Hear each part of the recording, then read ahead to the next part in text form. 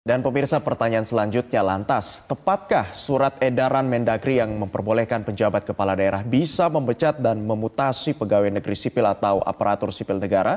Kita akan tanyakan langsung dengan pakar hukum tata negara Atang Irawan. Selamat pagi, salam sehat Pak Atang. Selamat pagi Pak Atang.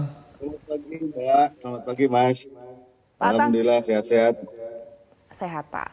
Pak Atang, menurut Anda apa potensi penyelewengan yang mungkin saja terjadi dari SM Mendagri ini Pak? Ya, terima kasih sebelumnya. Yang pertama sesungguhnya kita harus melihat dulu apa status kedudukan surat edaran. Surat edaran ini kan sebetulnya peraturan kebijakan atau Blasrehal atau policy rule ya.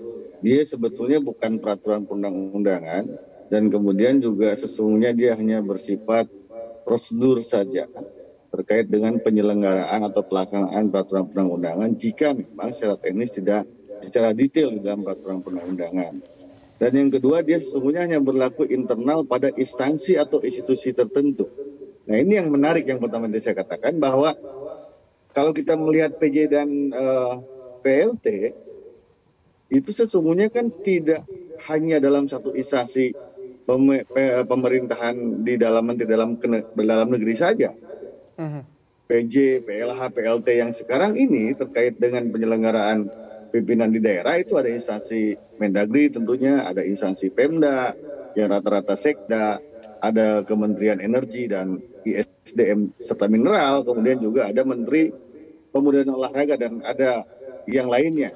Sehingga kalau saya melihat sesungguhnya ini surat edaran ini saya dapat mengatakan melampaui batas wilayah wewenang karena sesungguhnya pejabat kepala daerah tidak hanya dalam instansi Kementerian Dalam Negeri.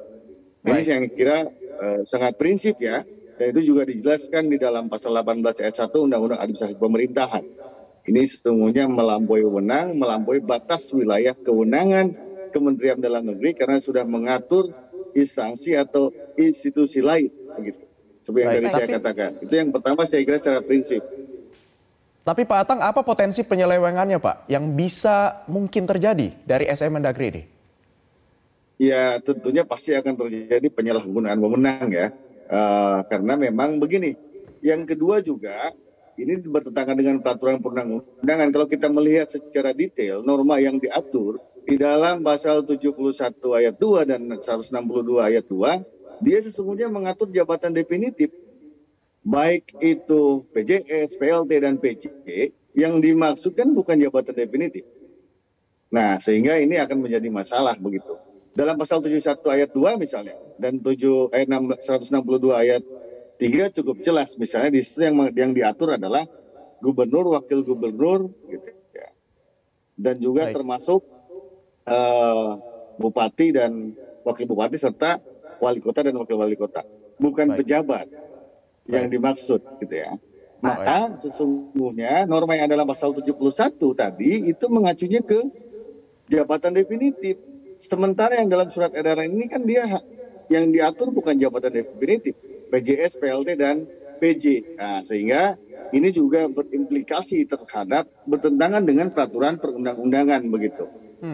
Nah, maka kemudian yang akan lebih bahaya adalah kalau kita melihat rentang waktu dalam proses pemilihan kepala daerah ini, kan nanti kalau pendaftaran 3 bulan ya. Pendaftaran sebelum pencoblosan 3 bulan itu kemudian PJS dan PLT bisa saja mendaftarkan diri yang sebelumnya dia mengundurkan diri sebagai pejabat kepala daerah.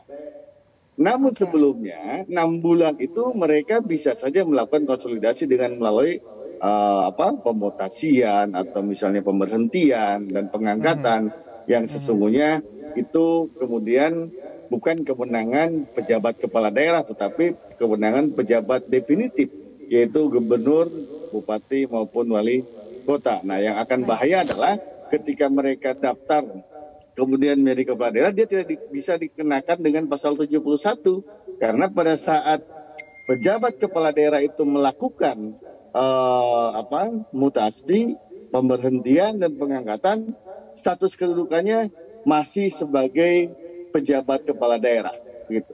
Itu yang Baik. saya kira Pak Atang. cukup akan bahaya nantinya. Pak Atang, kemudian Mendagri Tito Karnavian sempat menyatakan yang bisa dilakukan ini adalah yang berkaitan dengan urusan hukum. Nah, kemudian apakah ini jadi bisa dilakukan kalau dia tidak berurusan dengan hukum, kemudian dilakukan pemecatan ataupun mutasi, dan kemudian maju lagi di pilkada? Ya, makanya tadi saya katakan bahwa kalau kita melihat di dalam formulasi surat edaran ini kan ada dua. Satu terkait dengan urusan tindakan hukum. Yang kedua juga terkait dengan masalah urusan disiplin yang kita tahu sesungguhnya urusan disiplin ini itu menjadi kewenangan pejabat pelaksana kepegawaian yang tadi saya katakan di dalam undang-undang ASN maupun dalam undang-undang administrasi pemerintahan yang dimaksud dengan pejabat pembina kepegawaian itu adalah pejabat definitif yang sudah diberikan kewenangan oleh presiden, baik itu kementerian, non kementerian termasuk kepada pemerintahan daerah. Sementara sekarang ini yang diberikan kewenangan oleh Mendagri itu adalah pejabat kepala daerah. Maka kemudian secara hukum sesungguhnya ini ada miss gitu. Ada miss maksudnya apa? Masa kewenangan untuk melakukan pengangkatan, pemberhentian, dan mutasi itu adalah pejabat definitif yang diberikan kewenangan oleh presiden. Namun sekarang kemudian kewenangan itu diberikan oleh Kementerian Dalam Negeri. Nah, yang saya kira ini menjadi hal yang agak cukup bertentangan dengan peraturan perundang-undangan, begitu Mbak. Baik. Bertentangan dengan peraturan perundang-undangan, tapi di informasi sebelumnya justru Mendagri mengatakan bahwa surat edaran ini akan menyederhanakan birokrasi dari aturan yang selama ini sudah ribet begitu. Nah, apakah Anda setuju Pak Atang, apakah dengan surat edaran ini benar bisa membuat birokrasi menjadi lebih simpel, menjadi lebih mudah dengan aturan ada yang sekarang? Padahal kan faktanya ini bisa jadi ada tumpang tindih aturan. Ya, begini. Yang tadi saya katakan di awal bahwa surat edaran ini bukan peraturan perundang-undangan. Dalam skema Undang-Undang 12 2011, misalnya pasal 7, pasal 8 sudah ditemukan. Surat edaran ini adalah hanya peraturan kebijakan yang isinya sesungguhnya bukanlah norma hukum. Dia sesungguhnya hanya isinya terkait dengan masalah bagaimana melaksanakan prosedur norma hukum di internal instansi dan institusi Kementerian Dalam Negeri. Nah, sehingga sesungguhnya yang tadi saya katakan problemnya adalah kalau di dalam surat edaran ini kan mengatur tentang pejabat kepala daerah. Padahal normanya pasal 71 dan 162 itu tidak mengatur atau bukan dalam rangka pejabat kepala daerah. Tapi dalam rangka jabatan definitif yaitu gubernur, bupati, wali kota dan serta wakilnya. Maka ini sangat bertentangan dengan peraturan perundang-undangan begitu. Dan yang kedua saya kira kok bisa surat edaran bisa menabrak peraturan perundang-undangan kan begitu. Baik, jadi ada kesalahan kalau kita lihat dari administrasinya begitu ya Pak ya. Terima kasih Pak Atang Irawan. Pak Atang Irawan, pakar hukum tata negara sudah bergabung bersama kami pagi hari ini di Metro Pagi Prime Time. Salam sehat Pak Atang, selamat kembali beraktivitas. Sama-sama Mbak, terima kasih Mbak.